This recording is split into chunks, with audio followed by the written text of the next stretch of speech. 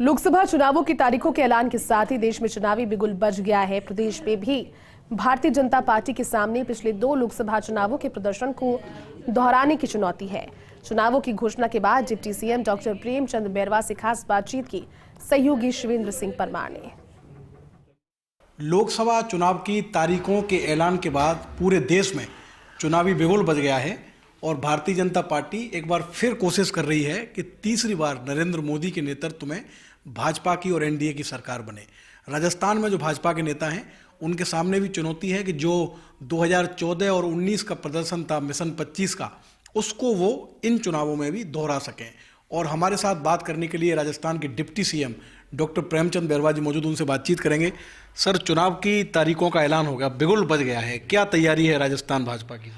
देखो, भारतीय जनता पार्टी ऐसी पार्टी है जो हमेशा निरंतर हमारे कार्यकर्ता अपना दायित्व के हिसाब से काम करता रहता है और निश्चित रूप से अब जो चुनाव हमारे सामने, इसके लिए हमने पूरी तैयारियां, पूरा संगठन और पूरे हमारे जनप्रतिनिधि सब अपना अपना दायित्व लेके काम कर रहे हैं।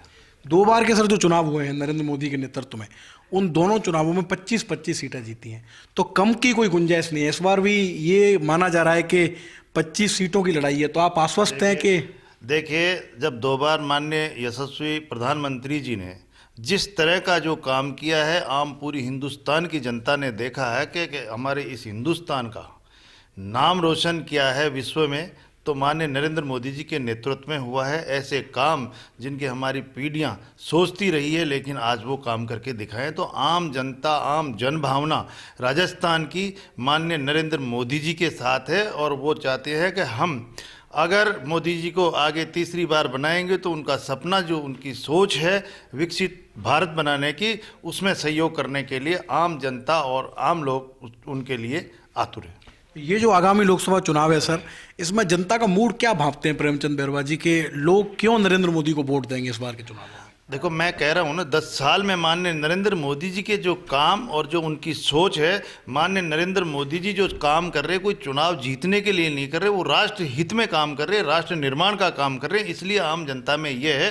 कि माननीय नरेंद्र मोदी जी एक राष्ट्र हित और राष्ट्र निर्माण का काम करते हैं। इसलिए जनता में एक मानस बना हुआ माननीय नरेंद्र मोदी जी के प्रति कि अगर इस हिंदुस्तान का अगर विकास होगा तो माननीय नरेंद्र मोदी जी के हाथ से होगा।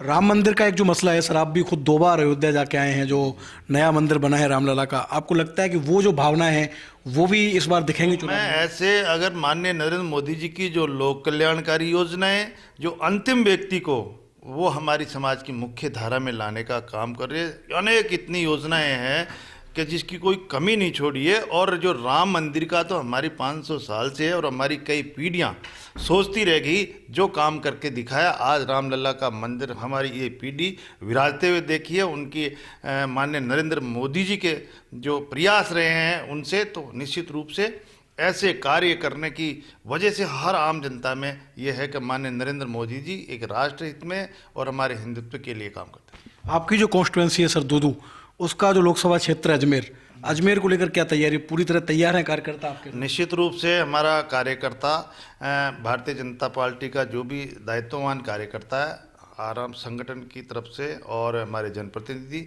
सब प्रयासरत है। जो भी कमल का निशान लाएगा उसके साथ सब मिलकर और बहुत अच्छी तैयारी से चुनाव जीतेंगे। तो आप बिल्कुल आश्वस्त हैं? आखिरी सवाल है मेरा कि मिशन 25 और जो मिशन 400 है एनडीए का, जो नरेंद्र मोदी नारा दिया है, वो इस बार पूरा होने जा रहा है? देखिए, हम आश्वस्त तो हैं, लेकिन हमारे को मेहनत तो हर आदमी को करनी पड़ेगी। हम मेहनत करेंगे, निश्चित रूप से हम आश्वस्त हैं, लेकिन उस आश्वस्त में हम कोई भी भारतीय जनता पार्टी का कार्यकर्ता ठाला नहीं बैठे रहेगा। निश्चित रूप से जगह जगह जाकर हमारे कार्यकर्ताओं में हमारी जो जन कल्याणकारी योजनाएं हैं माननीय नरेंद्र मोदी जी की, और जो अभी डबल इंजन की सरकार जो अभी बनी है राजस्थान में, उस राजस्थान की सरकार ने अभी 3 महीने हुए और इनमें इतना काम किया है कि पिछली अगर तुलना करें तो इन 3 महीने में अमूलचूल परिवर्तन जो माननीय हमारे यशस्वी मुख्यमंत्री भजनलाल जी ने किया है। आप देखिए, उन्होंने इन बेरोजगारों को किस तरह से, पिछली सरकार ने जिससे पेपर लीक कर करके बेरोजगार बनाया, उनको एसआईटी गठन करके अतिरिक्त लोगों को अंदर करवाया है। और इतना ही नहीं, आते हमारी महिलाओं के प्रति उनकी सोच रही है। जो हमारे सिलेंडर को 450 में मिला, हमारे एनएसपी जो गेहूं की थी उनमें 125 रुपये कमी की। और अभी आपने 2 दिन पहले ही आपने देखा होगा कि कितना पेट्रोल डीजल का किस तरह से व्यवस्था करके आज कमी की है। पेट्रोल और डीजल में 2% जीएसटी घटाकर आज 2 रुपये 30 पैसे से लेकर 5 रुपये 35 पैसे तक का जो पेट्रोल और डीजल में कमी की है, तो निश्चित रूप से आम आदमी को, कृषक को, सभी को इसका लाभ मिलेगा। और हमारे जितने भी कर्मचारी अधिकारी उनको 4% डीए ये देकर एक हमारे कर्मचारियों में कितना अच्छी खुशी की लहर आई है।